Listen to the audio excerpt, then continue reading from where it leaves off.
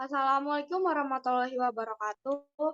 Di sini kami dari kelompok 11 akan mempresentasikan tugas kami. Anggota kelompok 11 yaitu Erza Jiro Jekonia, Jeremy Sitanggang, Amalia Putri Hartanti, Crespo Vedika, dan David Kurniawan. Tugas kami berjudul Perubahan Pola Aliran Air Tanah Tak Terbatas dan Fasies di Desa Waihui, Lampung Selatan. Selanjutnya akan dibacakan oleh Jeremy. Desa Waihui terletak di depan kampus ITERA. Desa ini merupakan salah satu tempat tinggal mahasiswa ITERA. Desa ini akan terus berkembang seiring dengan meningkatnya permintaan tempat tinggal siswa.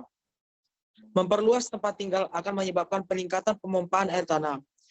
Agar pembangunan desa lebih terkontrol, maka sangat diperlukan untuk mengetahui pola aliran air tanah dan perubahan fasiesnya.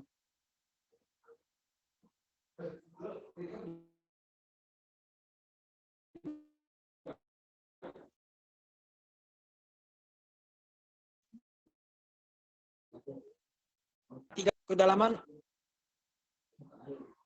muka air di setiap sumur gali, termasuk mengukur elevasi sumur. Kedua, kami menganalisis fasies air tanah berdasarkan sampel air tanah dari setiap sumur gali. Untuk langkah pertama, kami menyiapkan gelas toples bersih 2000 ml untuk menampung air. Kemudian kami menggunakan botol polipropilene 1000 ml. Kami menggunakan tali bertanda untuk mengukur kedalaman permukaan air. Dalam pemetaan dan pengolahan data, kami menggunakan Google Earth Pro, Excel, Server, and Landscape.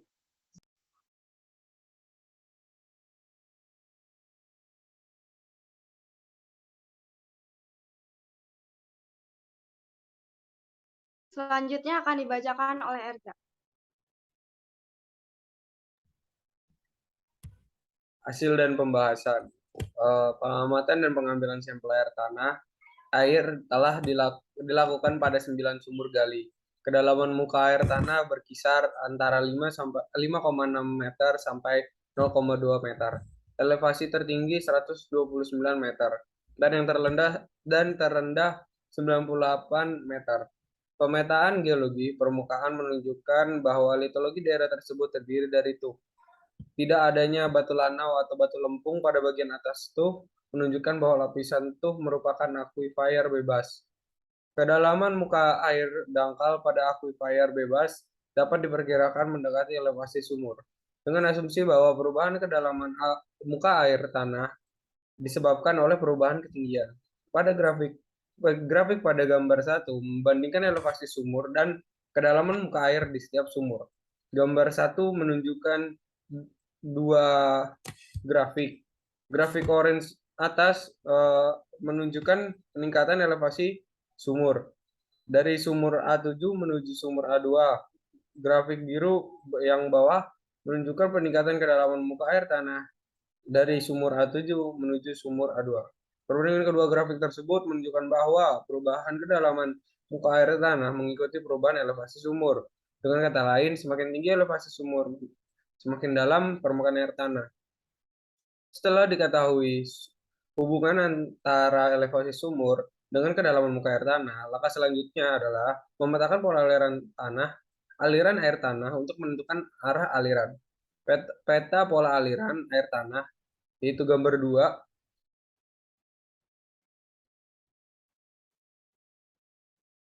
belum fit, masih di slide sebelumnya.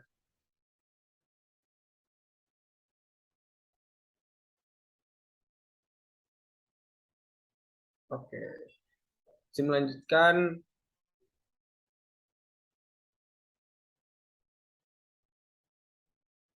Slide-nya masih yang di sebelumnya, Fit.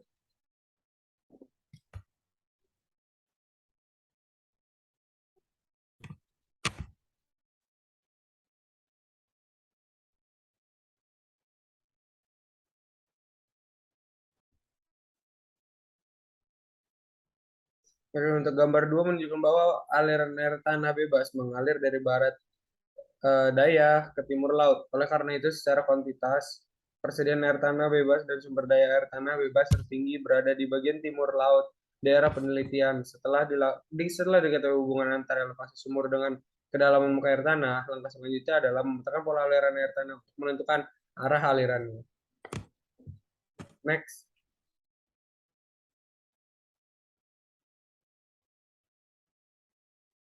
Berikut adalah gambar perbandingan yang ada.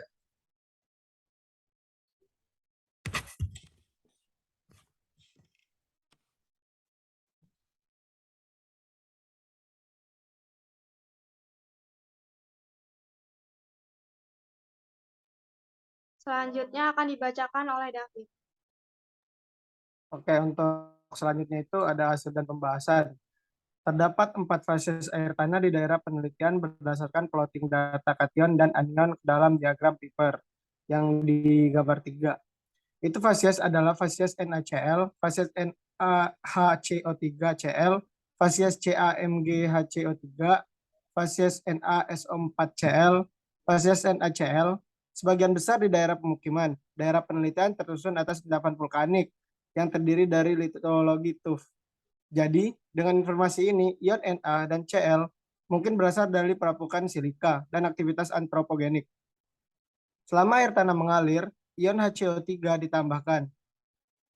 Dari perubahan fasies ini juga menunjukkan variasi yang kontras pada nilai EC dan pH. Fasies NaCl yang bersifat asam menjadi fasies NaHCO3Cl yang bersifat basa. Hal ini juga diikuti dengan penurunan nilai EC sekitar 100 sampai 150 meter per volt. Sifat asam ini berasal dari pelepasan ion H dari senyawa HCl yang terurai. Sedangkan sifat basa berasal dari penambahan air di sepanjang aliran air tanah yang menurunkan keasaman fasies NaCl. Penurunan nilai EC disebabkan pada saat air tanah mengalir. Air tanah mengeluarkan senyawa, nitrat, dan fosfat. Senyawa ini merupakan senyawa kimia dari pupuk. Dari fasies NaHCO3Cl, fasies air tanah berubah menjadi fasies NaSO4Cl. Posisi ion HCO3 digantikan oleh ion SO4. Ion SO4 yang dominan ini disebabkan oleh oksidasi mineral pirit. Mineral pirit dapat ditemukan pada batuan beku, batuan sedimen, dan batuan metamorf, tetapi dalam jumlah terbatas.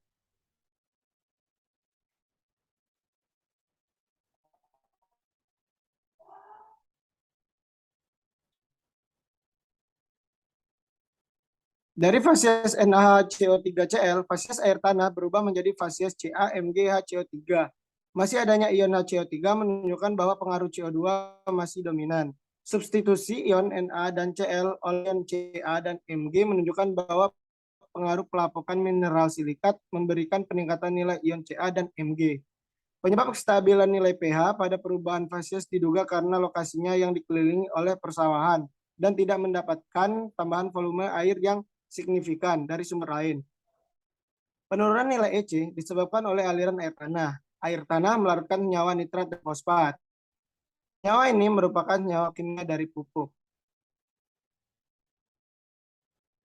Dari fasies CaMgCO3, fasies air tanah berubah menjadi fasies NaSO4Cl. Perubahan fasies ini merupakan perubahan total karena semua ion digantikan oleh ion baru. Perubahan ini bukan karena perubahan lingkungan penjelasan yang sebelumnya drastis. Dari ion Ca, Mg, Na, dan Cl disebabkan oleh pelapukan mineral silikat. Perubahan lingkungan dari persawahan menjadi pemukiman yang membuat efek CO2 berkurang. Dan karena oksidasi pirit mineral, ion SO4 menjadi lebih dominan. Penurunan nilai EC disebabkan oleh aliran air tanah, di mana aliran tersebut mengeluarkan senyawa nitrat dan fosfat. Dari fasies Ca, Mg, HCO3, terjadi perubahan fasies air tanah menjadi fasies NaHCO3Cl. Pada dasarnya, tidak ada perubahan lingkungan yang signifikan, seperti perubahan fasies sebelumnya, ion Ca, Mg, Na, dan Cl disebabkan oleh pelapukan mineral silikat dan ion HCO3 karena aktivitas respirasi tanaman yang berasal dari persawahan. Selanjutnya akan dilanjutkan oleh Crespi. Pada perubahan fasies air tanah dari fasies NaHCO3Cl jadi fasies NaCl. Tidak adanya HCO3 ion menunjukkan bahwa ada perubahan drastis di lingkungan. Air tanah mengalir dari persawahan ke lingkungan pemukiman.